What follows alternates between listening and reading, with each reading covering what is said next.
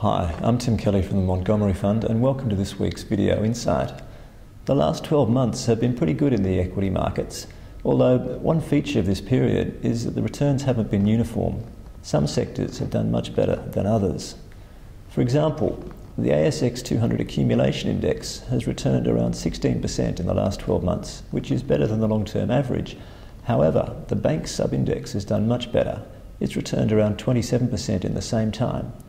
One of the factors behind this may be the increasing importance of self-managed super funds in the Australian market and a preference for these investors to seek out reliable yield in a time of low interest rates.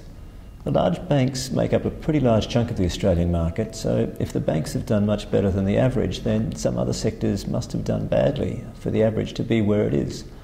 One area that has done poorly is small caps. The Small Ordinaries Accumulation Index is actually down over the last 12 months, so it's well behind the broader market and a long way behind the large banks. As an aside, there is a phenomenon in the equity markets called the small company effect, which is a tendency for smaller stocks to deliver better returns, on average, than large stocks. Because of the better opportunities to be found, a lot of keen investors like to focus on smaller stocks, and in the long run that tends to be a good strategy, but it hasn't been much fun in the last 12 months. So if you're one of those investors, is it time to think about a change in strategy and perhaps moving your capital more into the large banks?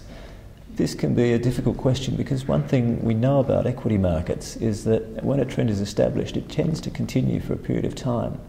Investors like to get behind things that have been doing well, and that tends to push their prices higher. Of course, if the growth in share prices is not matched by growth in earnings, then stocks become increasingly overvalued, and in the long run, we know that buying overpriced stocks is not the way to investment success. One thing that is clear to us is that earnings growth for the large banks hasn't and can't keep pace with the share price growth we've seen in recent times. And so at some point it seems inevitable that the share price growth will slow down or reverse.